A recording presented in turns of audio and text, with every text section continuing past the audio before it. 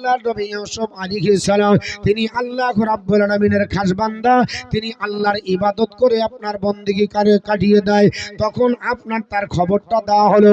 ওই দূত এসে বলল, বাদশা 7 বছর ধরে ফসল ভালো হবে এটা বলছিলাম, এই 7 বছর প্রচুর পরিমাণে ফসল হবে, এই ফসলগুলো গোদামজাত করে রাখতে হবে। 7 বছর আপনার অনাবৃষ্টি হবে, আপনার 7 বছরে ফসল হবে না। এই আপনার দিনে ওই ফসলগুলো বের করতে হবে, সেগুলো যেন শীষের মধ্যে থাকে, অন্য জায়গায় থাকলে নষ্ট হয়ে যাবে। ওই ফসলগুলোকে রাখার জন্য একটাই প্রসেস, ওগুলো শীষের মধ্যে রেখে দিতে হবে। আর আপনার তারপরের বছর আপনার যখন 1 বছর আল্লাহ পানি দিবে, সুন্দর পরিবেশ আমার আল্লাহ তৈরি করবে, ওই আপনার যে শীষের ভিতরে কিছু বেঁচে থাকবে ওগুলাকে বিছন হিসাবে ব্যবহার করতে হবে।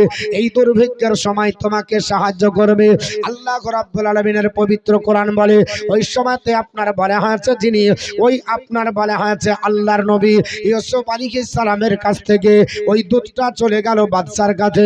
বাদশা আর রাইহান বিন ওয়ালিদ তার কাছে যাবার পর ডাক দিয়ে বলতেছে, এ বাদশা, আমি আপনার কাছে এসে বলতেছি, ও আল্লাহ পাকের নবী, উনি একজন পয়গম্বরের সন্তান, ওনার আব্বাও নবী, উনিও নবী, অতএব ওনার কাছে যা শুনেছি আপনি তার বাস্তব রূপায়ণ যদি করেন, আপনাকে 7 বছর আপনার চাষাবাদ করতে হবে, এলাকাকে বলতে হবে গোটা এলাকায় চাষাবাদ করেন, পর্যাপ্ত পরিমাণে যেন ফসল হয়, আর এই ফসলগুলো যেন নষ্ট না হয়ে যায়, সবাই যেন খেয়ে ফুরিয়ে না দেয়। আপনার যেগুলো খাবার দরকার খাবে, বাকিগুলো গোদামজাত করে রাখবেন শীষের মধ্যে, এটাই আপনার নির্দেশ দিয়েছে আল্লাহ পাকের আপনার বান্দা। বাদশা ডাক দিয়ে বলে, আমার মন্ত্রী মহোদয়রা, তোমরা আপনার বলা হয়েছে একটা ব্যবস্থাপনা করো, আমি ওই যুবককে আমার কাছে নিয়ে আসবো, আমার কাছে নিয়ে আসবো। একটু দাও হালকা করে। আল্লাহুম্মা সাল্লি আলা সাইয়্যিদিনা মাওলানা মুহাম্মদ ওয়া আলা আলি সাইয়্যিদিনা মাওলানা মুহাম্মদ সাল্লাল্লাহু আলাইহি সাল্লাম। বাদশা তখন বললেন, ওয়াকালাল মালিকু তুনি বিহি, বাদশা বলল তাকে আমার কাছে নিয়ে এসো। আমার কাছে নিয়ে এসো কাকে? ইউসুফ পয়গম্বরকে নিয়ে আসতে বললেন। কে আনতে যাবে? ওই আনতে যাবে যিনি মদ পান করায়, সুরা পান করায়, ভুলবেন না, লিং রাখতে হবে। আল্লাহর বান্দাকে ডাক দিয়ে বাদশা বললেন, বলে আপনার বলা হয়েছে ওয়াকালাল মালিকু তুনি বিহি, তাকে আমার কাছে আপনার নিয়ে আসো, আমার কাছে আপনার হাজির করে দাও। আপনার আমার কাছে যখন হাজির হয়ে যাবে আমি তার পরামর্শ তাকে দেব। আল্লাহর কোরআন বলে, ফালাম্মা জাআর রাসূল, আপনার যখন ওই দূত, রাসূল মানে কারে দূত বলা হয়েছে, ওই আপনার দূত চলে গেল আল্লাহর নবী ইউসুফ পয়গম্বরের কাছে। যাবার পর আপনার দণ্ডায়মান হলো, বলে, ওগো আল্লাহর পয়গম্বর, আমাদের বাদশা আপনাকে রেখেছে, জেলের মধ্যে থাকতে হবে না, এখানে আপনাকে আপনার থাকতে হবে না, চলেন জেল থেকে, আল্লাহ পাকের আপনার বান্দা আপনাকে মুক্তি দিবে। বাদশা বলেছে আপনি জেল থেকে মুক্তি পেয়ে যাবেন, সুবহানাল্লাহ, জেল থেকে আপনি মুক্তি পেয়ে যাবেন। বাদশা ডাক দিয়ে বললেন, তাকে নিয়ে এসে মুক্তি দিতে হবে, এটা আমি তোমাকে ফরমান করলাম। দূত চলে গেল। যাবার পর ডাক দিয়ে বললাম, হে আল্লাহর নবী, আপনি জেলখানা থেকে বাড়ান। আল্লাহর নবী বললেন, সহজে বের হব না। ক্বালার জি ইলা রাব্বিকা, তুমি তোমার প্রভুর কাছে যাও। মানে রব মানে এখানে প্রভু, এখানে রব মানে ওই আল্লাহ না, এখানে রব মানে হলো বাদশা। আল্লাহ পাক পৃথিবীর জমিনে আপনার কোরআন শরীফে মালিককে রব ব্যবহার করে বলেছে। যারা অর্থ বুঝবে না, রব মানে পালনকারী এখানে নয়, এখানে রব মানে হলো আপনার বাদশা, আপনার রাইহান বিন ওয়ালিদ। এই রাইহান বিন ওয়ালিদের কাছে যাও, যাবার পরে ফাসালহু, জিজ্ঞাসা করো, ও বাদশা বাদশা তোমার কাছে জিজ্ঞাসাবাদ করি, ওই যে আপনার বলা হয়েছে জেলের ভিতরে ইউসুফ পয়গম্বরকে বন্দী করা হয়েছে, তোমার অজান্তে আপনার মিশরের আজিজ বন্দী করেছে, এর ব্যাপারে তোমাকে ফয়সালা করার জন্য বলেছে, জিজ্ঞাসা করো মা বালুন নিসওয়াতিল্লাতি কাতুনা আইদিয়াহুন্না।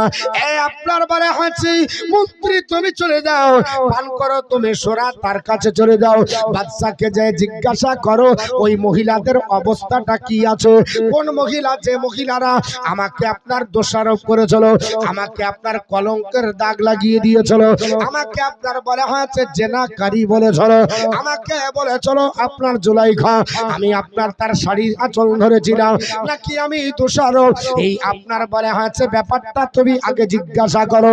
আর জিজ্ঞাসা করো ওয়াকাতুনা আইদিয়াহুন্না, ওই সমস্ত নারীদের অবস্থা যে নারীরা নিজের আঙ্গুল কেটেছিল তাদের অবস্থা কি, যে নারীরা পৃথিবীর জমিনে আপনার 40 জন সারিবদ্ধভাবে আপনার অলঙ্কারের উপরে বসে দোলনার উপরে বসে তারা ছিল, আর আপনার ফল খাতে ছিল, আর আঙ্গুল আপনার বলে হাতে ছিল, ওই অবস্থায় ছুরি চালিয়ে নিজের আঙ্গুল কেটেছিল, ওই আপনার মহিলাদের অবস্থাটা জিজ্ঞাসা করো, তারা কি অবস্থায় আছে। আল্লাহর নবী জিজ্ঞাসা করতে বললেন, বলে তার আগে বের হব না, এই আপনার খবরটা আমার কাছে নিয়ে আসবে, তারপরে বের হব। ইন্না রাব্বি বিকাইদিহিন্না আলিম, আমার আল্লাহ নিশ্চয় তাদের ষড়যন্ত্র আমার আল্লাহ জানে। জোরে বল সুবহানাল্লাহ। সুবহানাল্লাহ। নবী হযরত ইউসুফ পয়গম্বর আপনার যেটা বলে দিলেন আমার আল্লাহ কোট করে দিলেন, আল্লাহ পাক আপনার জানিয়ে দিলেন। হযরত ইউসুফ আলাইহিস সালাম বলল, আমাকে আপনার বের করার জন্য তোমরা ছটপট করবে না, আমি জেলের ভিতর থেকে কলঙ্কর দাগ নিয়ে বের হব না, আমি জেল থেকে যখন বের হব আমাকে নিষ্পাপ করে বের করতে হবে, জেলের ভিতর থেকে যখন বার হব আমাকে দোষারোপ করলে হবে না, আমাকে নির্দোষ প্রমাণ করতে হবে।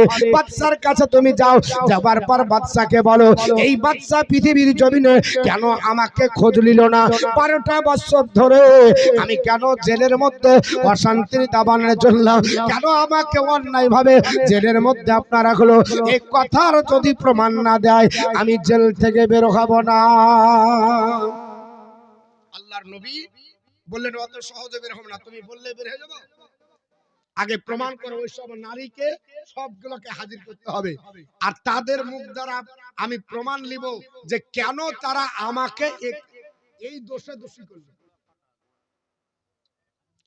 আল্লাহর নবী ইউসুফ পয়গম্বর যখন বললেন, আল্লাহ রাব্বুল আলামিনের কোরআন বলে ও আপনার বলে হাতে সূরা পানকারী যিনি এসেছিল বাপ, উনি যাবার পর বললেন ওগো বাদশা রাইহান বিন ওয়ালিদ, ওই আল্লাহর নবী বের হবে না, মানে ওই যুবক বের হবে না, যদি বের করতে হয় তাহলে প্রমাণ করতে হবে নির্দোষ, যদি প্রমাণ না করেন তাহলে হবে না। বলে কি ঘটনা তো আমি জানি না, কারণ বাদশা রাইহান বিন ওয়ালিদ জানতো না, এটা জানতো শুধু মিশরের আজিজ ওই আপনার বলে হয়েছে কিতফির, মানে জুলাইখার স্বামী আর জুলাইখা, তাছাড়া আর কেউ জানতো না। বাবা জুলাইখা বলেছিল স্বামী গো নির্দোষ, যদি আমাকে প্রমাণ না করো তাহলে দাসীদের সম্মুখে মুখ দেখানো যাবে না, বান্ধবীদের কাছে যাওয়া যাবে না, আমি তো বলেছি তার প্রেমে আমি পাগল হয়েছি, এটা সবাই জানে। এখন পৃথিবীতে আপনার ইউসুফকে দোষী প্রমাণ করে ওই জেলের মধ্যে বন্দী করতে হবে, এটা আপনার পরিকল্পিত ভাবে ইউসুফ আলাইহিস সালামকে জেলের মধ্যে ভরে দিল। আল্লাহর কোরআন বলে সেই সময়তে যাবার পরে যখন এটা প্রমাণ করতে গেল আল্লাহর নবী ইউসুফ পয়গম্বর বলে যখন আপনার পাঠালেন, রাইহান বিন ওয়ালিদ একটা সভা ডাকলো, ডাকার পর বলল তোমরা হাজির হয়ে যাও এবং ওই 40 জন নারী যারা পৃথিবীর জমিনে আপনার জুলাইখার সঙ্গে দিয়ে চলো, ওই 40 জন নারীকে হাজির করো, কোথায় আছে কে আছে বেঁচে তাদেরকে হাজির করো। আপনার 12 বছর পরে ওই সমস্ত নারীর তদন্ত করা হলো, আপনার আভিজাত্য পরিবারের নারী যারা আপনার পৃথিবীর জমিনে যারা আপনার ইউসুফ পয়গম্বরকে পাওয়ার কামনা করেছিল, যারা আঙ্গুল কেটেছিল খোঁজে খোঁজে তাদেরকে আপনার বের করা হলো, 40 জন নারী হাজির হলো, জুলাইখাকে আপনার হাজির করা হলো, আপনার সভা বসে গেল। আল্লাহর নবী আপনার বলা হয়েছে সব পয়গম্বর পৃথিবীর জমিনে নির্দোষ হবে, এটা প্রমাণ হবে। কারণ আমার আল্লাহ পাক বলেছে, অত ইজ্জমান তাসা অত জিল্লমান তাসা। আমার আল্লাহ যাকে ইজ্জত দেয় বেইজ্জত করার ক্ষমতা নয়, আল্লাহ যাকে বেইজ্জত করবে ইজ্জত দিতে কেউ পারবে না। আল্লাহ পাক আমার নবীর শান আপনার বাড়াচ্ছে। বাবা এসব পয়গম্বর পৃথিবীর জমিনে আল্লাহকে ডাকছে। আমার আল্লাহ পাক বলে ধৈর্য ধরো, ইন্নাল্লাহা মা সাবিরিন, নিশ্চয় যারা ধৈর্য ধারণ করে আমি আল্লাহ তাদের সাথে। জোরে বল সুবহানাল্লাহ। আল্লাহ পাকের পয়গম্বর ইসব আলাইহিস সালাম যাই নামাজের পাটিতে চোখের পানি ছেড়ে কান্না করে বলে, আল্লাহ আমি নির্দোষ হয়ে বের হব, আমি জামিন আমার দরকার নয়। 12টা বছর চলে গেল, নির্দোষ প্রমাণ করতে পারেনি। আজ যদি নির্দোষ প্রমাণ না হয় কলঙ্কর দাগ লেগে যাবে। ইউসুফ নবী জুলাইখাকে ভালোবাসতো, এটা ইতিহাস হয়ে যাবে। আল্লাহ পাকের নবী আল্লাহর কাছে কাঁদে, আল্লাহ দোয়া কবুল করে নিলেন। ওই সময় বাদশা সভাসদ বর্গের কাছে ডাক দিয়ে বললেন, কলা মা খাদবো কন্যা, এই নারীরা তোমাদের কি কাজ ছিল? ইজরাওয়াতুন্না, আপনার ইউসুফ আলা ইউসুফ আন নাফসিহি, ওগো আপনার পৃথিবীর নারীরা তোমাদের কি কাজ ছিল? যখন ইউসুফের কাছে গেছিলে ইউসুফকে কেন প্রলোভিত করলে? ইউসুফকে আকৃষ্ট তোমরা কেন করেছিলে? এটা কি এমন তোমাদের কাজ ছিল? তোমরা কি দেখতে পেলে তার জন্য তোমরা কেন পাগল হলে? যেমনি আপনার 40 জন নারীকে আপনার জড়িয়ে ধরে বাদশা যখন বলেছে খবরদার তোমরা উত্তর দিবে তারপর যাবে, তোমাদের কি এমন কাজ ছিল? কেন তাকে প্রলোভিত করলে? কেন তাকে আকৃষ্ট তোমরা করেছিলে? এই অপবাদ তোমরা কেন দিলে? 40 জন নারী তখন আপনার বলা হয়েছে কিং কর্তব্য বিমূঢ় হলো। তারা চিন্তা ভাবনা করলো, আহারে এখন আপনার 12টা বছর হলো আমরা তো অন্যায় সাক্ষী দিয়েছিলাম, আমরা জুলাইখার পক্ষে সাক্ষী দিয়েছিলাম, আল্লাহর নবীর পক্ষে সাক্ষী দিইনি। আজ তো সত্য উদ্ঘাটন হয়ে যাবে। তারা আপনার বলেছে, আল্লাহ পাক বলেছে ওয়াকুল্লা হাসা লিল্লাহি, তারা সবাই বলল আল্লাহর পবিত্রতা ঘোষণা করি। ওগো বাদশা মা আলিমনা আলাইহি মিন শুই, আমরা ইউসুফ নবীর ভিতরে কোনো দোষ খুঁজে পাইনি। জোরে বল সুবহানাল্লাহ। সুবহানাল্লাহ। তারা বলে দিল, দাঁড়িয়ে বলল, ওগো বাদশা আমরা ইউসুফ পয়গম্বরের কাছে আমরা কোনো দোষ খুঁজে পাইনি। বলে দোষ খুঁজে যদি পাও না তাহলে কেন ইউসুফ পয়গম্বরকে জেলের মধ্যে বন্দী করা হলো? ইউসুফ কেন জেলে খাটতে? এই কথা যখন প্রশ্ন করা হলো এই নারীদের জবান বন্ধ হয়ে গেল। কারণ মিথ্যা সাক্ষী দিয়েছে, মিথ্যা বেশি দিন চলে না, সত্য সারা বছর চলে। কারণ আমার আল্লাহ পাক বলেছে ওয়াকুল জা আল হক ওয়া জাহাকাল বাতিল ইন্নাল বাতিলা কানা জাহুকা, নিশ্চয় সত্য এসে গেছে, মিথ্যা দূরভূত হবে। আর মিথ্যা দূরভূত হবে এটাই হলো স্বাভাবিক। তবে সত্য আপনার প্রচার করতে একটু দেরি লাগে, আর মিথ্যা তাড়াতাড়ি প্রচার হয়ে যায়। মিথ্যার আপনার বলে আছে প্রচার শক্তি বেশি, আর আপনার সত্যটা সারা জিন্দেগি আপনার লেগে যায়। আল্লাহর নবী আপনার ইউসুফ পয়গম্বর 12 বছর ধরে চোখের পানি ছেড়ে আপনার চোখের পানি ছেড়ে কাঁদে। এই আপনার অবস্থা হয়ে গেল, আল্লাহর দরবারে কবল হলো। আল্লাহর পাক পৃথিবীর জমিনে ইউসুফ পয়গম্বরকে সংবাদ দেয়, ও নবী তুমি চিন্তা করো না, আমি আল্লাহ পাক তোমাকে নির্দোষ প্রমাণ করে এই পৃথিবীর জমিন থেকে তোমাকে আপনার সম্মানিত করে আমি ফুলের তোড়া দিয়ে জেলখানা থেকে বের করার ব্যবস্থা করব। জোরে বল সুবহানাল্লাহ। আপনার বারে হয়েছে বাদশার দরবারে মহিলারা ডাক দিয়ে বলল, ওয়া কুল্লা হাসা লিল্লাহি, আমরা আপনার আল্লাহর পবিত্রতা ঘোষণা করে বলছি মা আপনার আলিমা আলিমনা আলাইহি মিন সুই। ডাক দিয়ে বললাম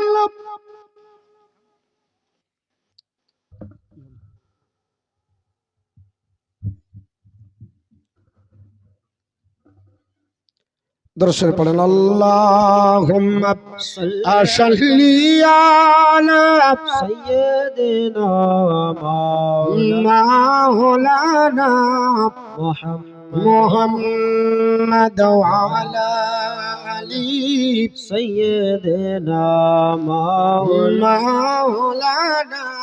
মুহাম্মদ সাল্লাল্লাহু আলাইহি ওয়াসাল্লাম উনি বললেন তার মধ্যে কোনো দোষ নাই। যেমনি বলেছে ওয়ালা তিমরাতুল আজিজিল আনা হাসহাসালহা, তখন মিশরের আপনার বিবি, ওই আজিজের বিবি বাবা আপনার জুলাইখা দাঁড়িয়ে গেল। আল্লাহ, এখন সত্য কথা না বললে মেয়েরা জবান বন্ধ করে দিয়েছে। বাদশা এবার আপনার বিচারে বসে গেছে। বলো কেন আপনার ইউসুফ নবী জেলখানার মধ্যে গেল? এই কথার উত্তর আপনার 40 জন নারী দিতে পারলো না।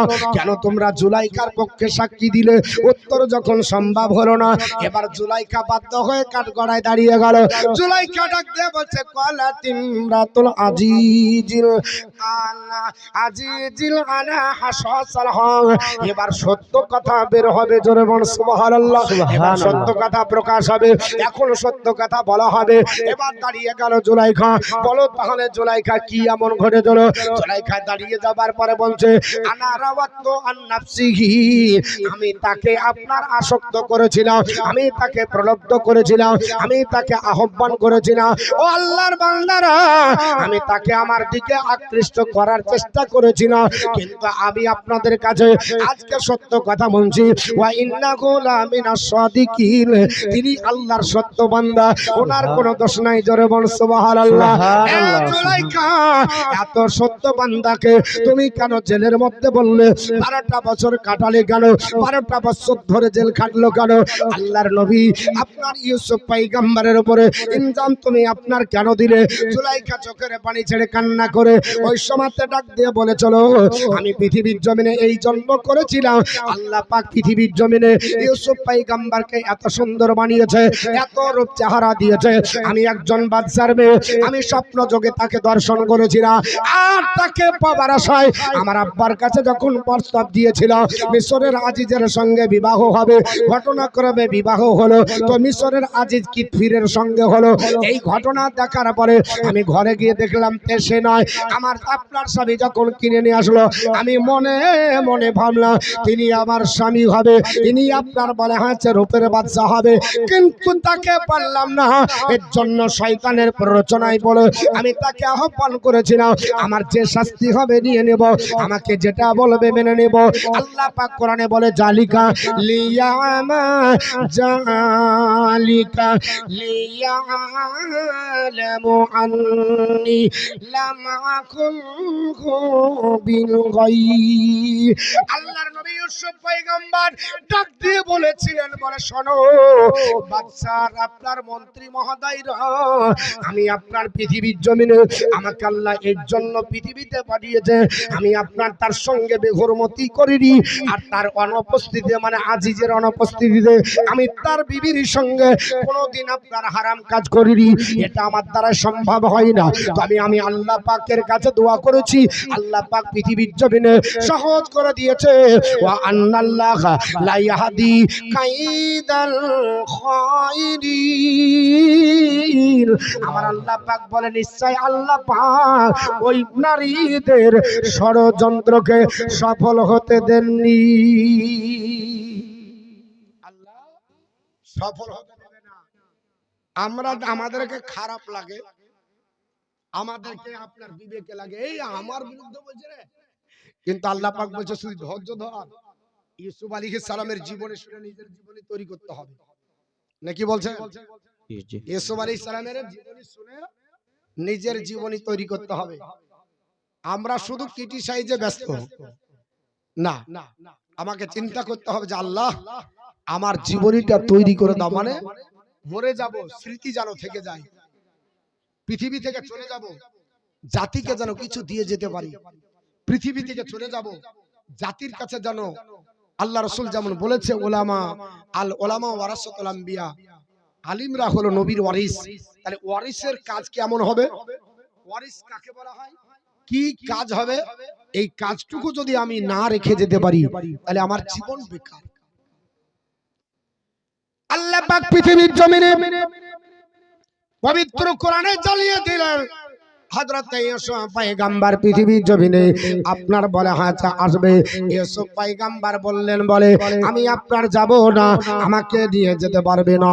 আল্লাহর নবী ইউসুফ পয়গম্বরকে আবার আপনার আনতে যাওয়া হবে, আবার তিনি বলবেন যে যাওয়া হবে না।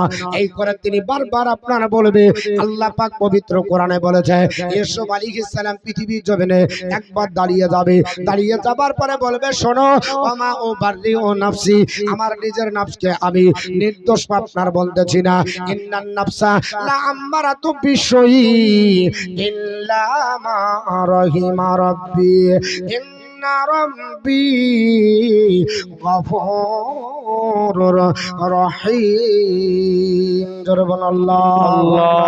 আমার আল্লাহ পাক বলেছে ইউসুফ পয়গম্বর বলবে আল্লাহ রাব্বুল আলামিনের পবিত্র কোরআন আপনার সাক্ষী দেয়। আল্লাহর নবী ডাক দিয়ে বলবি ইন্নান নাফসার আপনার লা আম্মারাতু নাফসি, আপনার বলা হয়েছে পৃথিবীর জমিনে আমি পৃথিবীর জমিনে আমি নিজেকে নির্দোষ বলছি না। ইন্নান নাফসা লা আম্মারাতুম বিশ্বই, নিশ্চয় আত্মা মানে আপনার প্রবৃত্তি কুকর্মের জন্য বড় নির্দেশদাতা, এটা আপনার নির্দেশ দেয়। ইল্লা মা রাহিমা রাব্বি, শুধুমাত্র যার উপরে আল্লাহর রহমত থাকে তিনি বেঁচে যায়। আর আপনার ইন্না রাব্বি গফুরুর রহিম, নিশ্চয় আমার প্রভু ক্ষমাশীল এবং দয়ালু। জোরে বল সুবহানাল্লাহ। আল্লাহর নবী কেন বললেন? কারণ জুলাইখার উক্তির পরে এটা তিনি যদি আপনার না বলতেন, কারণ জুলাইখা নির্দোষ প্রমাণ করে দিল। জুলাইখা বলে দিল যে ইউসুফের কোনো দোষ ছিল না, আমি আপনার দোষী। এইটা আপনার বলা হয়েছে বলার জন্য আল্লাহর কাছে যেন অহংকার প্রকাশ না হয়ে যায়। এর জন্য নবীদের গুণ হলো নিজেকে ছোট হওয়া। নবী ডাক দিয়ে বলেন আল্লাহ আমি নিজেকে নির্দোষ বলছি না, আমি নিজেকে আপনার বলা হয়েছে পৃথিবীর জমিনে অপরাধী আপনার না তা বলছি না। আল্লাহ তোমার না শুকরিয়া যেন না হয়ে যায়, কারণ আত্মার নির্দেশকে আল্লাহ আপনার বলা হয়েছে পৃথিবীর জমিনে অপকর্ম করার জন্য এই আত্মা আপনার নির্দেশ দেয়। ওগো আল্লাহ পাক তুমি দয়ালু, ওগো আল্লাহ তুমি আপনার বলা হয়েছে ক্ষমাশীল। তোমার কাছে আশ্রয় প্রার্থনা করছে পৃথিবীর জমিনে বাবা ওই আপনার জুলাইখার নির্দেশের পরে আল্লাহর নবী পৃথিবীর জমিনে আল্লাহর কাছে সেজদায় পড়ে কান্না করতে লাগলেন। আল্লাহ আমাকে পৃথিবীর জমিনে এইভাবে যেন আমার অহংকার প্রকাশ পেয়ে না যায়। আল্লাহর নবী পৃথিবীর জমিনে তিনি আজ এর জন্য অহংকার যেন প্রকাশ না পেয়ে যায়, এর জন্য আল্লাহর কাছে দোয়া করলেন। করার পরে আবার গেল, এবার বাদশার কাছে দূত আবার হাজির হয়ে গেল। বাদশা ডাক দিয়ে বলল যাও, আমি তাকে মনোনীত করব, ওর মতো বান্দা দেখতে পাওয়া যায় না। আল্লাহর শ্রেষ্ঠ আপনার বলা হয়েছে মহান ব্যক্তিত্ব তার ভিতর আছে। আল্লাহর একজন পয়গম্বর, তিনি সত্য কথা বলবে, মিথ্যা বলবে না। ডাক দিয়ে বলল মন্ত্রী মহোদয় যাও, চলে যাও। যাবার পর আল্লাহর নবীকে বের করে নিয়ে আসো। কি করে বের করতে হবে বাপ, কি করে নিয়ে আসা হবে? আল্লাহর পাকের কোরআনের ব্যাখ্যায় বলেছে গোটা মিটিং করা হলো, যত আপনার হিংস্র জন্তু ছিল সবগুলো আপনার বলা হয়েছে একত্রিত করা হলো। ওই জন্তুগুলাকে আপনার সুসজ্জিত করা হলো, এরা যেন স্যালুট জানাবে, এরা সম্বোধন করে দাঁড় করে দিতে হবে। আর মন্ত্রী মহোদয়দেরকে বলল একটা বিশাল বাহিনী তৈরি করো, বিশাল একটা দল তৈরি করো, ওই দলগুলোকে সুসজ্জিত করো। আপনার বলা হয়েছে তদানীন্তনকালে যে সমস্ত যানবাহন দরকার ছিল, পরিবহন ব্যবস্থা ছিল, উন্নত মানের পরিবহন ব্যবস্থা করা হলো। আর সুসজ্জিত আপনার পোশাকে চতুর্দিকে লাইন দিয়ে করা হলো, মখমলের চাদর পাড়িয়ে দেওয়া হলো। যে আপনার জেলখানা থেকে বের হবে রাজপ্রাসাদ পর্যন্ত আসবে, সম্মানের যেন চাদর থাকে। আর যেন কোনোদিন ইউসুফ নবী যেন বুঝতে না পারে আমি 12 বছর জেলে ছিলাম, এই দুঃখটা যেন সম্মানের সঙ্গে ভুলে যায়। খোদা তোমায় ডাকতে জানি না, ডাকার মতো ডাকলে খোদা, ডাকার মতো ডাকলে খোদা কেমন শোনেন না। খোদা তোমায় ডাকতে জানি না, গেছে না হলি নাবি, খোদার সানে গেছে মেহলি দিয়েছেন পর্দা খোলি ইশকের বানা। খোদা তোমায় ডাকতে জানি না, ডেকেছেন ইব্রাহিম নবী নমরুদের অগ্নিতে পড়ি, ডেকেছেন ইব্রাহিম নবী নমরুদের অগ্নিতে পড়ি। আগুন হইল ফুল বাগিচা পশম জ্বলে না, খোদা তোমায় ডাকতে জানি না, ডাকার মতো ডাকিলে খোদা, ডাকার মতো ডাকিলে খোদা কেমনে শরণ না, খোদা তোমায় ডাকতে জানি না, ডেকেছেন ইউসুফ নবী খোদার প্রেমে রইলেন পড়ি। 3 দিন পরে উদ্ধার হলেন, সবিচ্ছুত খেল না, খোদা তোমায় ডাকতে জানি না, ডাকার মতো ডাকিলে খোদা, ডাকার মতো ডাকিলে খোদা কেমনে শোনেন না, খোদা তোমায় ডাকতে জানি না, ডেকেছি মুসা নবী তোর পাহাড়ে গেলেন চলে, ডেকেছি না মুসা নবী তোর পাহাড়ে গেলেন চলে, খোদার নরে পাহাড়ি জালে মুসা জালে না, খোদা তোমায় ডাকতে জানি না, ডাকার মতো ডাকিলে খোদা, ডাকার মতো ডাকিলে খোদা কেমনে শোনেন না, খোদা তোমায় ডাকতে জানি না।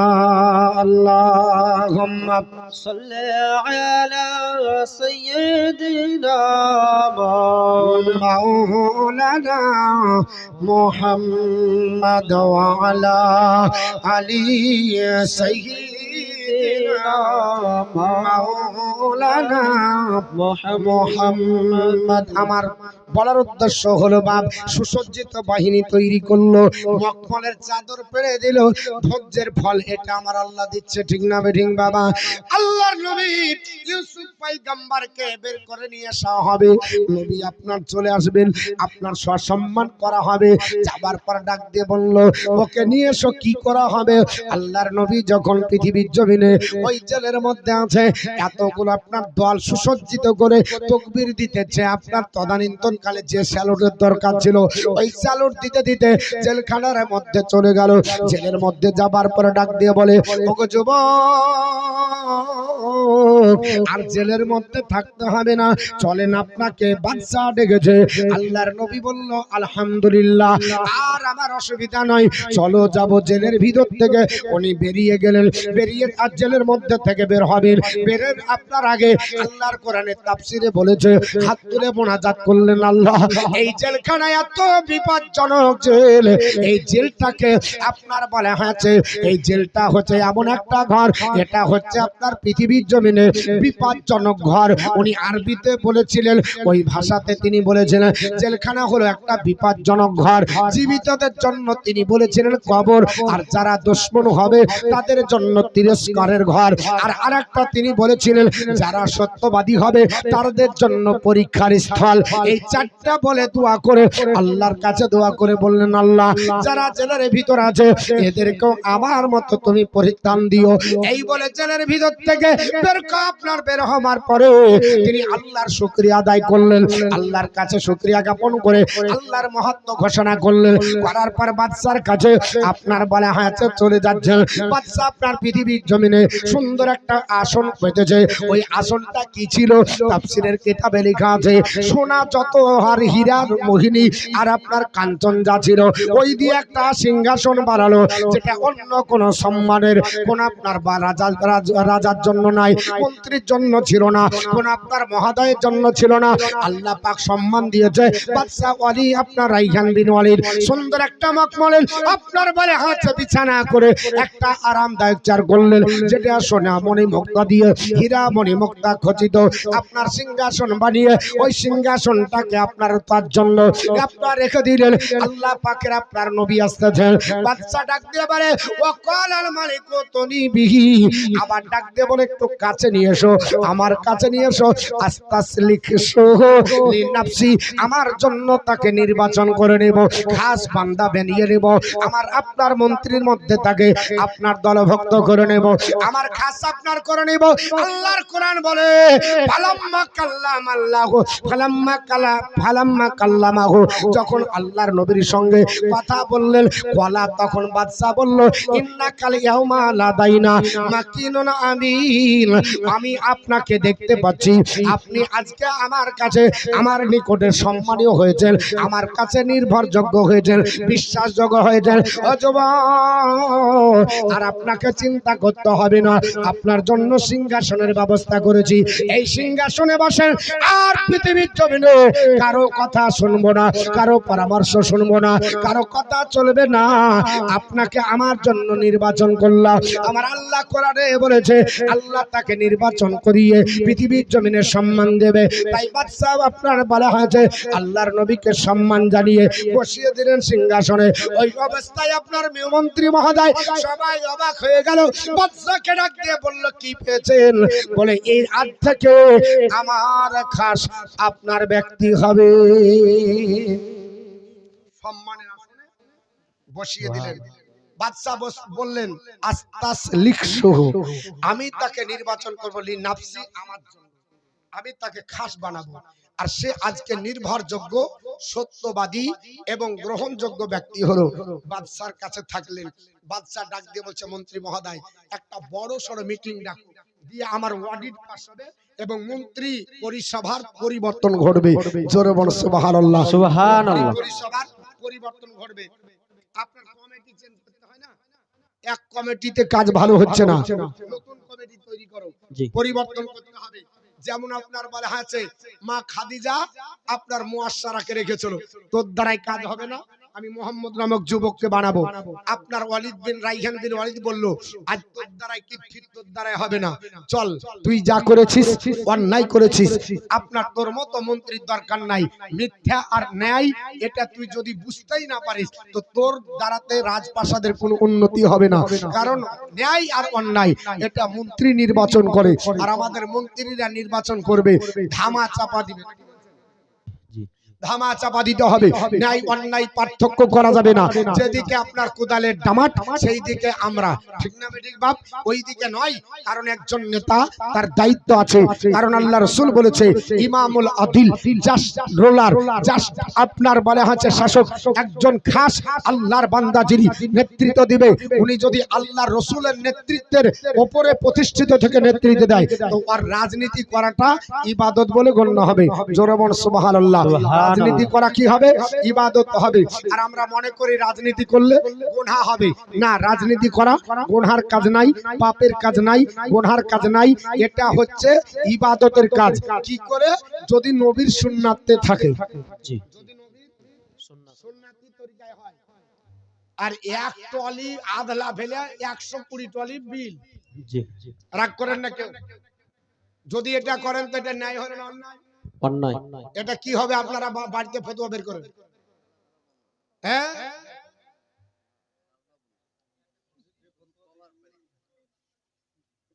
যদি আপনি পৃথিবীর জমিনে নেতৃত্ব দেন আর ওই নেতৃত্বটা নবীর সুন্নাতি তরিকা হয় তাহলে ওটা ইবাদত। তো তিনি বললেন মন্ত্রিসভার পরিবর্তন করতে হবে। আমার বন্ধুগণ বলার উদ্দেশ্য হলো আল্লাহর পয়গম্বর হযরত ইউসুফ পয়গম্বরকে বসিয়ে রেখেছে। আপনার রাইহান বিন ওয়ালিদ ডাক দিয়ে বলল, বলে মন্ত্রীর সভার পরিবর্তন হবে। ওরে কিতফির, আর তোকে রাখা যাবে না, তোর পরিবর্তন ঘটিয়ে দিলাম, আর তোর জায়গাতে আমি ইউসুফকে রাখিয়ে দিলাম। আল্লাহর নবী ইউসুফ আলাইহিস সালাম তিনি আপনার বলা হয়েছে ওই গদিতে অধিষ্ঠিত হয়ে গেলেন। এই সমাজে চিন্তা হয়ে গেল, কিতফির আস্তে আস্তে তীক্ষ্ণ হয়ে আপনার জরাজীর্ণ হলো। কিতফির পৃথিবীর জমিনে শেষ পর্যন্ত মৃত্যুবরণ করলো। আর আপনার বেশি দিন ছিল না, মানে ওই আজিজ মারা গেল, কিতফিরের মৃত্যু হয়ে গেল। আজিজ যখন মারা গেল, রাইহান বিন ওয়ালিদ ডাক দিয়ে বলল, আপনার কোথায় জুলাইখা? জুলাইখার ঘটনা শুনেছেন, পাগল হয়ে দেশে দেশে ঘুরে বেড়ায়, আপনার রাস্তা রাস্তা ঘুরে বেড়ায়। আপনার ইউসুফ ইউসুফ করে তিনি আপনার চোখের পানি ছেড়ে কান্না করেছিলেন। শেষ পর্যন্ত আল্লাহর কাছে দোয়া করেছেন, আল্লাহ পাক আমি তোমার কাছে মান্নত করি, তোমার কাছে দোয়া চাই, আমার পৃথিবীর জমিনে ইউসুফকে একদিনের জন্য হলো স্বামী বানাও। আমি শুধু পৃথিবীর জমিনে তাকে আপনার মনোরঞ্জন করার জন্য নয়, আমি শুধু চাইছি কিয়ামতের দিন যেন আমার আপনার স্বামী হয়, আর আমি যেন আল্লাহ দরবারে একজন নবীর স্ত্রী হিসাবে আপনার বলা হয়েছে যেতে পারি। সেই দিন আল্লাহ দোয়া কবুল করেছিলেন, আল্লাহ পাকের আপনার কবুল হয়ে গেল দরবারে দোয়া। সেই দিন ডাক দিয়ে রাইহান বিন ওয়ালিদ ডাক দিয়ে বলল, মন্ত্রী মহোদয়, আমার আপনার মন্ত্রীর মধ্যে যিনি আপনার যুবক হয়েছে, তখন ইউসুফ পয়গম্বরের বয়স ছিল 30 বছর। আপনার পৃথিবীর জমিনে আল্লাহর নবীকে আপনার জেল থেকে বের করার পরে পর করে তখন জোয়ান, ডাক দিয়ে বলছে বিবাহের ব্যবস্থা করতে হবে। কার সঙ্গে হবে? আপনার জুলাইখার সঙ্গে হবে। জোরে বলুন সুবহানাল্লাহ। মুসলমান, আল্লাহর নবী জুলাইখাকে পৃথিবীর জমিনে আপনার কবুল করে নিলেন। বিবাহ হলো, অনেক ঘটনা আছে বাবা ভিতরে, অত বলার সময় নাই। যাই হোক, আপনার বিবাহ হলো। সেই দিন আল্লাহর নবী ইউসুফ পয়গম্বর ডাক দিয়ে বলেছিল, জুলাইখা, ওই যেই দিন তুমি আহ্বান করে আপনার উলঙ্গ ছবি করে আমাকে ডাক দিয়েছিলে, ওর চাইতে আজকের বিবাহটা কি সুন্দর নয়? এটা কি উত্তম নয়? জুলাইখা পা জড়িয়ে ধরে ডাক দিয়ে বলেছিল, নবী গো, আপনি হলেন একজন রূপের বাদশা, আর আমি হলাম একজন বাদশার মেয়ে। আমাকে আল্লাহ সুন্দরী বানিয়েছে, আমি স্বামীর সঙ্গে পরিবদ্ধ হয়েছিলাম। আমি আপনার স্বামীর সঙ্গে আমি এটা বলেছিলাম যে আমি কোনোদিন আপনার সঙ্গে ঘর সংসার করব না। কতদিন? বলে 12 বছর আমি করব না। কেউ বলেছে যতদিন পারবে, আনলিমিটেড টাইম দেওয়া হয়েছিল। তবুও বাবা এতদিন ধরে আমি স্বামীর সঙ্গে ঘর সংসার করব না, রান্না বান্না করে দেব, তার সঙ্গে আপনার চলাফেরা করব, কিন্তু বাচ্চা কাচ্চা হবে না, চিরকুমার হয়ে থাকবো। যার সঙ্গে আমার বিবাহ হবে আমি স্বপ্নের রাজকুমারকে বেঁধে যাই। সেই দিন আপনার বাড়ি হচ্ছে, আপনাকে বাড়িতে যেদিন পেলাম, সেই দিন থেকে আমার মনের আপনার আগুন বেড়ে গেল। আপনাকে পাওয়ার আশায়, আপনাকে নিজের আপন বানানোর আশায়, শেষ পর্যন্ত আপনাকে বাড়িতে পেয়ে আরো আমার মনের তোষের আগুন জ্বলে। যখন আপনাকে পেলামই না, তখন বাধ্য হয়ে শয়তানের চক্রান্তে পড়েছিলাম। হুজুর আমাকে মাফ করেন। আর আপনি নবী, এর জন্য আল্লাহ পাক আপনাকে আল্লাহ কি করেছে? রক্ষা করেছে। কারণ আমার আল্লাহ পাক বলে, খাস বান্দাদের জন্য আলাদা স্পেশাল কোটা। গতকাল বলেছিলাম আত্মা 3 প্রকার। নবীদের আত্মার উপরে কোনো পাপ স্পর্শ করতে পারে না। নবীদের আত্মার উপরে কোনো পাপের আসার হয় না। আপনার আমার উপরে পাপের আসার হবে কেন? যে আপনার প্রবৃত্তি, আপনার রূহ, আপনার আত্মা কু কাজের জন্য আহ্বান করবে, কিন্তু নবীদের এটা পাক, নবীদের জন্য এটা খাস, যে নবীদের আত্মা ওই কুপ্রবৃত্তি থেকে, আপনার কুকর্ম থেকে আল্লাহ পবিত্র রাখা। এটা আল্লাহ পাকের হিফাজত, এটা আল্লাহ স্বয়ং নিজের আপনার কুদরতি শক্তিতে রেখেছেন। তো তিনি বললেন যে না, তাহলে এক কাজ করতে হবে, যে তোমাকে তওবা করতে হবে। তওবা করলেন, এবং তার আগেই তো ইসলাম কবুল করেছিলেন। বাপ, অনেক ঘটনা। ইসলাম কবুল করে তওবা করার পরে বিবাহ বন্ধনে আবদ্ধ হলেন। এবার আপনার বাদশার দরবারে তিনি আপনার লালিত পালিত হচ্ছে।